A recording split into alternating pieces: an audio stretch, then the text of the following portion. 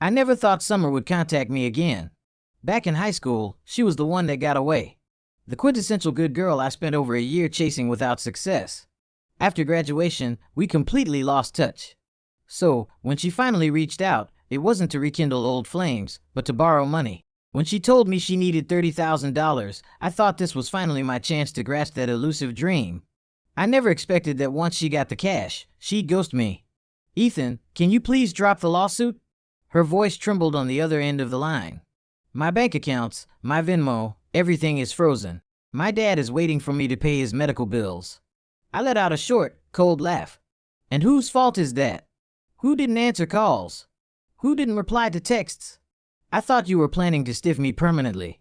You know, act like a professional deadbeat." When she borrowed the money, she had sworn up and down on the phone, voice dripping with sincerity, that she'd pay it back within a month. I looked at her through the rose-colored glasses of my high school crush. There was still a shred of that beautiful nostalgia left in my heart, so I wired her the money without hesitation. But 3 months flashed by. Forget repayment. Aside from the beginning, she recently stopped giving me even a decent reply. My high school crush was real. But those youthful feelings had long been worn down by the grind of reality. They certainly weren't enough to make me willingly play the fool. Money doesn't grow on trees. Sure, my family has money, but didn't we work hard for it? Without a second thought, I sued her. As expected, against ordinary people who owe money, the law is the most effective weapon. This belated phone call was the best proof. The sobbing on the other end grew heavier. Summer's pleading came in jagged breaths. "Ethan, I'm really at a dead end. Trust me, I will definitely pay you back. Just please give me a little more time." I didn't have the patience to drag this out. I cut her off. "Either pay up now or wait for the court summons. Pick one." "Ethan, I really can't come up with the cash right now. Don't push me." She paused. "How about we meet? I'll write you an IOU right in front of you. Outline a clear repayment plan. Please." Her voice was choked with tears. I couldn't tell if it was an act. I pinched the bridge in my nose, fighting a headache. I stayed silent for 2 seconds. "Phoenix." We met at a coffee shop on the corner. 7 years had passed and Summer had changed. The innocent aura of her teenage years had faded, replaced by the allure of a mature woman. She was like a rose in full bloom. I didn't know if it was intentional, but her outfit today was particularly eye-catching. A form-fitting black dress outlined her silhouette, paired with sheer black stockings and stilettos that seemed to click rhythmically against the floorboards. My gaze drifted involuntarily to her legs, only pulling back reluctantly when she sat down and looked up. A long-forgotten throb stirred in my chest. She tucked a loose strand of hair behind her ear, her lips curving into a perfectly measured smile, gentle enough to overlap with the image in my memory. "Ethan, long time no see. You're much more handsome than you were in high school." I nodded faintly, not feeling much. I knew what I looked like. Average at best. Unless I got a professional stylist. I was only tangentially related to the word handsome. Besides, I neglected the gym since college. At 26, I was already showing signs of a dad bod. "You're more beautiful than before, too." I offered a polite platitude and took a sip of my coffee. Putting down a cup, I cut to the chase. "Let's talk business. This 30 grand. How do you plan to pay it back?" Summer's smile froze. She bit her lower lip, her eyes darting away. She tested the waters cautiously. "How about I sign a promissory note and pay you back $200 a month? Once my dad's health improves, I'll find a high-paying job and pay you back faster." A wave of speechlessness washed over me. My tone dripped with unconcealed disdain. $200 a month. At that rate, without even counting interest, it'll take you over 12 years to pay me off. That's not what you said before. You swore you pay it back in a month. I only lend it to you for old time's sake. As for this high-paying job, she mentioned I didn't believe a word of it. In this mid-sized city, a woman with just a bachelor's degree, finding a job paying $4,000 a month was already tough. Grinding for a year or two to hit $6,000 was the ceiling. High-paying jobs didn't just fall from the sky. It was just an excuse to stall. Summer buried her head lower, shoulders trembling, her voice thick with tears. "I know I was wrong, but I really have no money right now. My dad needs long-term medication. Money is bleeding out everywhere." Her weeping was intermittent like broken strings of pearls. Yet, it failed to stir even half a clear drop of pity in my heart. Time is a poison that turns people ugly. When her sobbing subsided, I spoke slowly. "Done crying? If you're done, let's continue discussing the dead." Summer clearly hadn't expected me to be so cold. Her crying stopped abruptly. She lifted her tear-stained face, eyes red-rimmed, looking at me with disbelief, as if she didn't recognize the man in front of her. "Ethan, how did you become like this? You used to be so kind. You were never this cold." I rolled my eyes, too lazy to engage. Yeah, I used to be an idiot. I would toss and turn over a casual remark she made. I would secretly buy her breakfast. When I first lent her the money, I admit I had selfish motives. I wanted to use the loan to reconnect, maybe start dating, and fix the regret of my youth. But her ghosting me, her refusal to pay, it was like a bucket of ice water extinguishing every spark I had left. It sent her image in my heart crashing down. I would never bring a woman full of lies like this home to meet my parents. Looking at Summer, who was even prettier than she had been back then, a dark thought quietly took root in my mind. I leaned forward slightly, looking straight into her eyes. "Do you have a boyfriend right now?" Summer looked at me wearily, her guard up. She hesitated for several seconds before whispering, "No, I don't have a boyfriend." I smiled. It was a genuine smile, but one laced with calculation. "If you really can't come up with the money," I paused, articulating every word. "Are you interested in being my girlfriend? Just be my girlfriend for 6 months and the $30,000 is wiped clean." I considered this term extremely generous for her. "You want me to be your mistress?" Summer's face darkened instantly, her tone sharp, piercing right through my intentions. We were both adults. She understood immediately. Since she was so blunt, I decided to tear off the mask. Why pretend to be a gentleman? I reached out and grabbed her hand resting on the table. It was soft. I'd never even gotten to hold it in high school. My tone carried a hint of seduction. "So what if I do? Summer, you should remember I chased you in high school. Now I'm giving you a chance and giving myself one. I fixed my past regret. You get out of debt. 2 birds, 1 stone. Why not?" Summer yanked her hand back as if she touched something filthy. Her eyes were filled with contempt and rage. She hissed, "Ethan, you make me sick. You lent me the money planning this from the start, didn't you?" I almost laughed out of anger.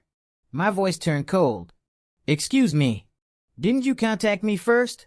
You're the one who didn't pay and vanished. Now you don't want to pay money and you don't want to offer yourself. What? You just want to walk away scot-free? Do I look like a charity?" Summer's face went pale then red as if I'd hit a nerve.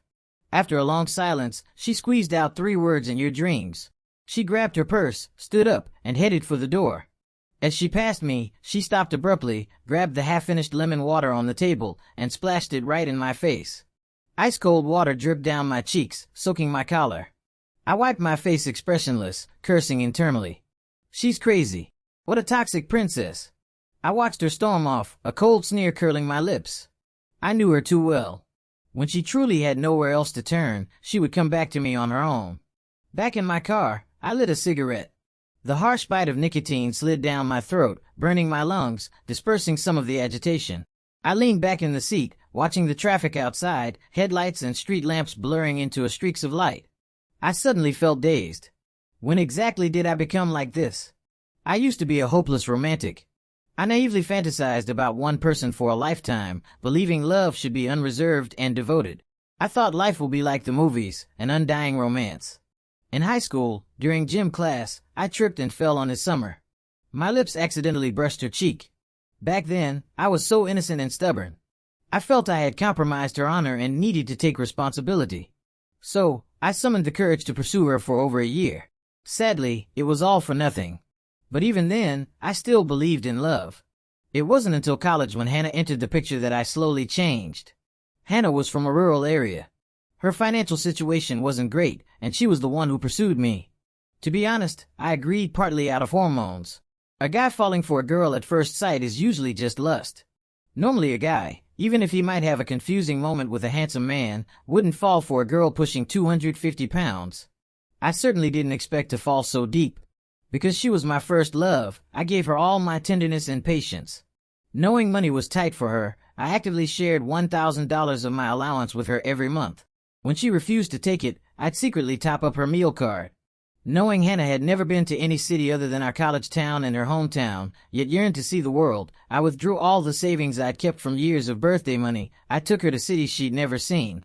Showed her the scenery she dreamed of, and it was good to me, too. She stayed up late, knitting me a scarf in the winter.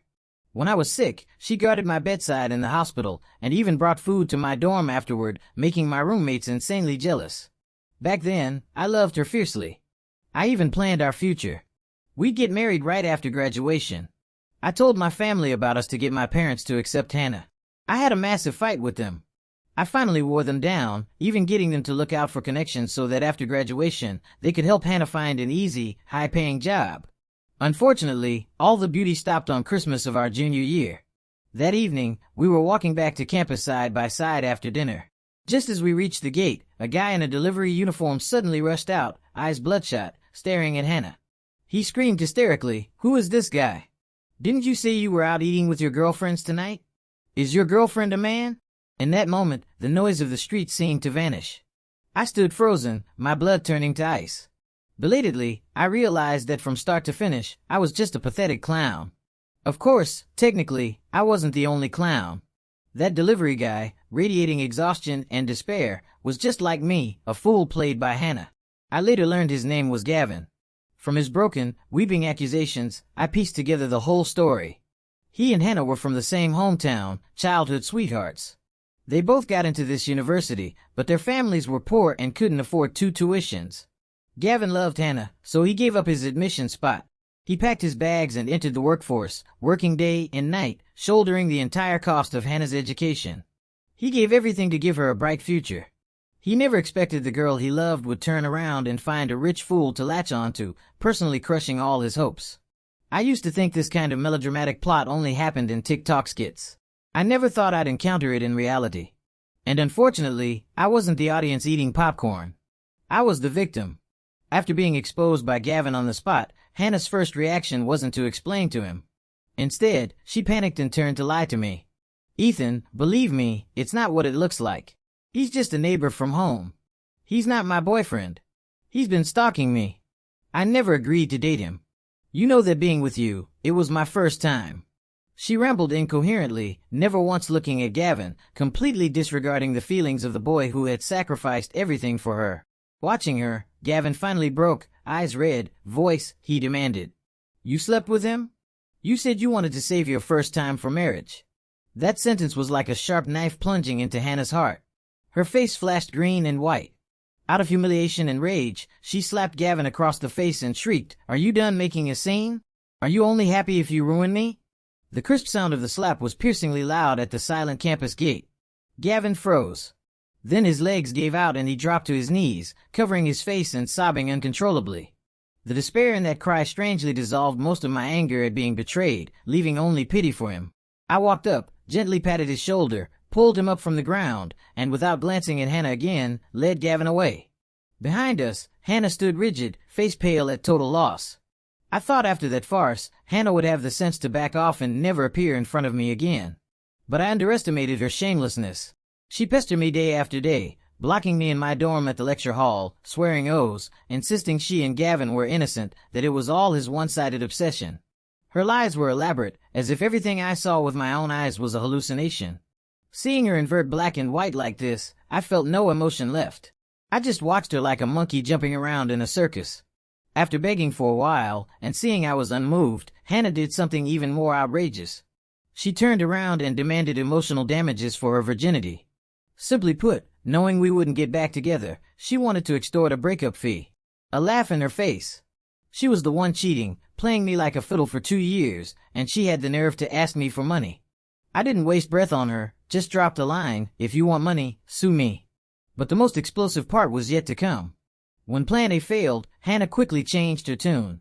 She found me again and actually proposed that since there was still a year left before graduation, I should keep her as a mistress for the remaining time. My worldview was shattered all over again. Her bizarre behavior also made me realize something was wrong. I later found Gavin and asked him. It turned out Gavin had already sued Hannah, demanding the return of all the money he spent on her tuition and living expenses over the years. Only then did I understand. Hannah was desperate. She was frantically grabbing at me as a lifeline. Once I knew the truth, I had nothing but contempt for her. When she came to harass me again, my words got harsher and harsher until she finally saw no hope and vanished. I put out my cigarette, pulling my thoughts back from the shadows of the past. Since then, I swore I'd never give my true feelings to a girl again. Feeding my heart to dogs once was enough to teach me a lesson for a lifetime. As for Summer, I didn't love her. It was more of an obsession with what I couldn't have in my youth. The one that got away is only beautiful because of the distance. She exists only in memory. In reality, she's just leftover rice on a shirt collar. If she had truly been as clean and pure as in my memories, maybe after observing her for a while, I would have tried to pursue her properly again. Unfortunately, she didn't even pass the preliminary round. Not paying debts, ghosting, avoiding me. She had long lost any weight in my heart. Since that was the case, I naturally had to find a way to recoup my losses. There was no sentiment left to speak of. For the next week, I went to work and came home like clockwork, life calm and ripple-free. But Summer's world was already a chaotic mess. As the court date approached, she couldn't hide the debt much longer. Anxiety drowned her like a tide. She first called her best friend, Maggie, screaming hysterically the moment the line connected. "Maggie, you scumbag. You said the burger bust business would crush the competition. We've been open a month and haven't even made $2,000 in sales. Give me back my franchise fee." Maggie's helpless voice came through. "What can I do? I lost all the money I put into. I don't even know how to explain this to my parents. Anyway, if you want money, I have none. If you want my life, take it. Do whatever you want." Hearing this, Summer shook with rage. Just as she was about to curse again, the phone was hung up. When she called back, she was blocked. In reality, she hadn't borrowed money for her father's medical bills at all. A while back, while idle at home, she was sweet-talked by Maggie into believing that partnering up to open a fried chicken and burger joint would make money. Become a rich boss babe. Reach the peak of life. In the heat of the moment, she agreed. Initially, it was supposed to be a $40,000 investment each, but Maggie didn't have enough. So, Summer put in $50,000 and Maggie put in $30,000, totaling $80,000. To do this, Summer not only drained her savings, but also took out several online payday loans to scrape together the cash. She thought she was about to level up in life. She never expected that within a month of opening, they'd lose everything. With the loan payments overdue and collection calls closing in, she didn't dare tell her family. She could only count on luck and ask an old classmate for a loan. At least an old classmate wouldn't robocall all her friends and relatives like the loan sharks did. She thought finding the guy who used a sim for her would be an easy out. She never expected Ethan to be so ruthless, suing her at the drop of a hat. Thinking of the mortgage her family still carried and the child she had to raise. If this $30,000 debt exploded, it would be a disaster for her small household. Summer closed her eyes in despair, hands gripping her phone tightly, lips trembling as she murmured internally, "Chris, you'll forgive me, right?" A moment later, she took a deep breath, seemingly making a decision, and dialed my number again. Receiving Summer's call didn't surprise me in the slightest. My tone carried a frivolous mockery, so the beautiful Summer figured out how to pay back my $30,000. The voice on the other end immediately softened, becoming sickeningly sweet, carrying a note of aggrieved pleading, a stark contrast to our earlier anger. "Ethan, can we really discuss this? For the sake of us being high school classmates, give me a little more time, please." I shot back. "I've been tolerant enough. Am I not tolerant? You said you'd borrow it for a month for an emergency. 3 months later, you haven't paid a cent. And you ghosted me. What more do you want?" Summer was rendered speechless. The line fell silent, save for the faint sound of her breathing. After a moment, as if making a massive resolve, she tentatively asked, "Then what you said before about me being your girlfriend for 6 months and you wiping the debt? Is that true?" I leaned back in my office chair, lips curling into a cynical smile, looking every bit the villain. "Naturally, it's true. Why is the beautiful Summer willing to be my girlfriend now?" Summer's voice was as quiet as a mosquito's hum. The next second, she hurriedly added, "But I have a curfew at home. I can't be out too late at night. If you want to see me, it has to be during the day." I nodded with a chuckle, agreeing readily. "No problem. Whatever you say." After setting a meeting place, I took Summer directly to a nearby hotel. Inside the room, she lay on the bed without a word, eyes squeezed shut, body rigid. She looked like a child, terrified of a doctor's needle, radiating helpless resistance. Watching her like this, I rubbed my temples, softening my tone slightly. "Open your eyes. Don't act like I'm forcing you." Summer slowly opened her eyes. A lingering resentment in her gaze as she stared at me unblinkingly. The look seemed to say, "Aren't you forcing me?" But my next sentence drained the blood from her face instantly. I pointed at the silvery lines accidentally exposed at her waist. "Can you tell me what these are?" Summer glanced at her stomach, stammering a defense. Those? Those are birthmarks. Do you think I'm stupid? I sneered, popping her bubble. Those are clearly stretch marks. You have a kid. I'd seen the mommy makeover videos on TikTok. I knew what I was looking at. So what? You're not going to marry me anyway? Why do you care so much? Take it or leave it. Her outburst actually silenced me for a moment. Seeing this, I didn't press further. Even if Summer had been untouched, I hadn't planned on marrying her, let alone now. I wasn't looking to be a stepdad to someone else's kid, but suspicion rippled through me. Had Summer been knocked up by some scumbag, an unwed mother left high and dry, no money to raise the kid, borrowing everywhere, ending up like this, that would be pathetic. But as soon as the thought surfaced, I banished it. Whether she was tricked by a jerk was her business, not mine. I didn't need to worry about her. Yet, when I leaned down to kiss her, my movements subconsciously held a tenderness I barely noticed myself. Maybe it was for that youthful obsession. Or maybe for the fragility in her eyes at that moment. Life went on unhurriedly for a month. My attitude towards Summer softened unconsciously. After all, the most important thing was being happy together. Maybe my softening attitude made her push her luck. One day, Summer lay in my arms, fingers tracing circles on my chest, and said casually, "Ethan, I heard your family runs a logistics company." When I didn't deny it, she gathered her courage, eyes hopeful. "Then, I can work at your company." The moment she said it, whatever warmth I felt vanished. My tone turned instantly cold, guarded. "You want to work in my family's company? Are you insane? When I get married later, if my wife finds out I'm keeping my ex-girlfriend on payroll, she'd skin me alive. Furthermore, forget my future marriage. Just bringing her to the family business now, my parents wouldn't let me off the hook. If they found out I was dating a single mom with baggage, they'd beat me until I couldn't walk for days." Summer's face went pale at my rebuttal. She lowered her eyes, biting her lip, long lashes hiding her disappointment. But when she moved to kiss me afterward, I could clearly feel she was being more proactive than ever. Her movements carried a deliberate intent to please and a trace of unspeakable grievance. Time flew. Another 3 months passed. After dinner with Summer, as I was driving her back, I casually glanced at a woman standing on the roadside. I looked twice because she had a nice figure. Summer noticed my gaze, followed it, and her face instantly turned livid. It was the look of seeing a mortal enemy. Before I could react, she bolted out of the car, rushed over, grabbed the woman by the hair, and slapped her. "Pay me back." Her voice was shrill, filled with long-suppressed rage. I was stunned by the sudden turn of events. The man with the woman immediately stepped in to pull them apart, and I hurried over to separate the two brawling women. Summer pointed at the woman, chest heaving, screaming, "Maggie, you bastard. You blocked my number. I finally caught you. Pay me back." Maggie fixed her messy hair. A clear handprint bloomed on her face. Her tone was full of reckless resignation. "I told you I don't have it. I don't have any money. Why are you coming at me? I lost 30 grand, too. I'm desperate, too." At this, the man next to Maggie frowned. "Maggie, you have $30,000 in debt."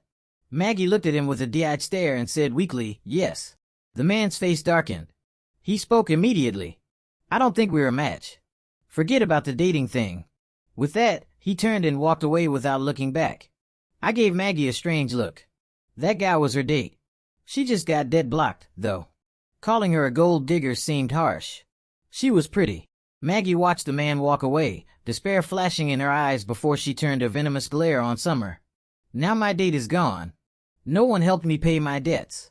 Are you happy now? What does your date failing have to do with me?" Summer was relentless. "If you hadn't scammed me into investing, how would I owe 50 grand? You have to pay me back." They went back and forth, arguing loudly, drawing a crowd. I frowned and whispered, "If you want to talk, find a quiet place. People are filming." Summer snapped out of it, instinctively, covering her face with her hand, frantically, pulling me away. Maggie stood there watching us leave, a thoughtful glint appearing in her eyes. We found a secluded alley. Summer clenched her fists, chest still heaving, face full of panic. In her rage, she'd lost her mind and only focused on settling the score with Maggie, completely forgetting I was there. If Maggie had a loose tongue and mentioned her affair with me, and it got back to her husband's ears, the consequences would be unthinkable. Maggie followed us quickly, her gaze darting between Summer and me. She asked bluntly, "What's the relationship between you two?" Before I could speak, Summer cut in. "He's an old classmate. Because of the money you owe me, I'm in massive debt. I had no choice but to come out and find work. I asked him to help me find a job. She finished and shot me a quick look, pleading in her eyes. I sneered internally. When she borrowed money, she said her dad was sick. Now she says she's looking for work. What a pathological liar. But a 100 days of grace for one night of romance. For the sake of the last few months, I didn't expose her. I went along with it. I'm Summer's high school classmate. She asked me to help with a job referral. Summer looked at me gratefully, then turned back to glare at Maggie. My business is none of your concern. Let's talk about you. What about the money you owe me? Maggie put her hands on her hips, acting tough. I told you 1,000,000 times. We invested together. It failed. I can't help it. You can find me 1,000 times. I still won't have the money. Besides, I was trying to find a guy to date to help pay it off. What can I do now? I don't care. Summer was adamant. You tricked me into investing. You have to take responsibility. Maggie huffed, putting on a you can't squeeze blood from stone attitude. Like I said, no money, just a life. Sue me if you want. I didn't take your money directly anyway. As she turned to leave, she paused, looking at Summer with a faint, mocking smile. Does your husband know you're out alone with another man? Summer's face went ghost white. She swayed as if all her strength had been drained. I stood there struck by lightning. My mind went blank. Husband? She actually had a husband. As Maggie's figure disappeared at the mouth of the alley, I slowly came back to my senses. I looked at Summer coldly. You have a husband? Summer's body went rigid. Her eyes darted away. After a long silence, she slowly nodded. I rubbed my throbbing temples, emotions churning in my gut. I wanted to say, how could you do this to your husband? But the word stuck in my throat. Damn it. Wasn't I the homewrecker? The other man? I let out a long sigh. Don't contact me again. Summer looked up, eyes red, staring at me in disbelief. Her lips trembled, but she couldn't say a word. I continued. You've been with me for 4 months. We've done it about 100 times, even at 300 a pop. Summer, you really are cheap. If I'd known this, why did I waste so much effort chasing you in high school? Even though I already knew this white moonlight wasn't pure anymore, I never thought she'd fall this low. The whole picture was clear to me now. Summer was scammed by Maggie, owed huge debts, didn't dare tell her family or husband, so she hit up me, the old S for money. Then she stalled her plan never pay. When I sued and she had no way out, only then did she agree to my terms. Whatever, it was over. After tossing a few insults, my anger faded. After all, her husband was the real victim here. Right up there with Gavin. Summer lowered her head, hair covering her face, expression hidden. After a long time, she looked up and whispered 2 words to me in a hoarse voice. Thank you. I didn't look at her again. I turned and walked out of the alley. The night deepened, the wind blowing against my face, carrying a chill. After cutting ties with Summer, life returned to normal. I listened to my parents and started blind dating. After a few rounds, I met Lily. Her mother and my mom were best friends for years. Our families knew everything about each other. She was extremely beautiful with gentle eyes and a quiet elegance. When she smiled, there was a light in her eyes, yet she maintained a polite distance. We dated for 3 months. Whenever she was with me, she was always polite, courteous. I couldn't feel any love from her. Our relationship felt like punching a time card. Meet once a week, dinner, movie. Occasionally, I'd ask where she wanted to go, and she'd just suggest generic local spots.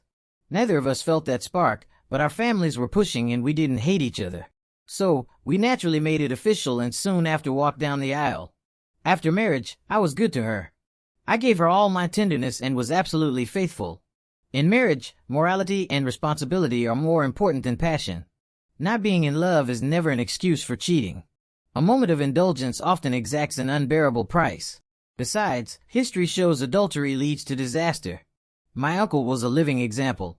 He had an affair with a married woman, got beaten half to death by her husband, and had to pay a massive settlement just to stay out of jail. Lesson learned, of course, with Lily.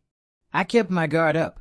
If I ever found her acting suspicious or getting tangled up with someone else, I cut her off immediately. No miss. Outside the window, the sunlight was perfect. Lily walked in carrying freshly brewed tea, eyes curving into a smile as she handed it to me. I took the cup, warmth spreading from my fingertips to my heart, chasing away the shadows of the past.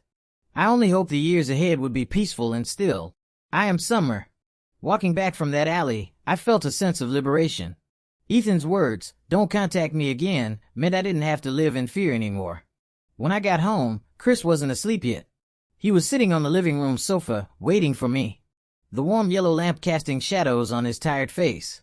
Seeing me enter, he immediately stood up and walked over, wrapping me in a hug. "Why are you back so late?" I bit my lip. "It's nothing. I was shopping with Maggie and lost track of time." Chris is an honest, hard-working man. We've been together since college. After graduation, he ignored his parents' objections and moved to my city. After we married, he took on most of the housework and was always considerate to me and the baby. If he has a flaw, it's that he's poor. I'm a stay-at-home mom. He works. After the mortgage, utilities, formula, and diapers, there's basically nothing left. Even buying a set of skincare products requires saving for months. After having the baby, I wanted to find a job. But my parents were busy taking care of my brother's family. Chris's parents weren't around. No one could help watch the child. Trapped in the tiny world of our apartment, I wanted to change our situation so badly. That's why I lost my head and listened to Maggie's nonsense about the franchise. I lost the dowry money my mother left me. I ended up selling myself just to clear the payday loans and my baby to sneak out with Ethan. I left him to play pen, let him sleep and play in there alone. Every time I came back from the hotel, seeing him there filled me with guilt. I failed my husband. I failed my child. Thank God it's all over. I will carry this guilt toward Chris and spend the rest of my life making it up to him. Unless one day the thing between Ethan and me explodes and I have to face Chris's judgment. Story complete.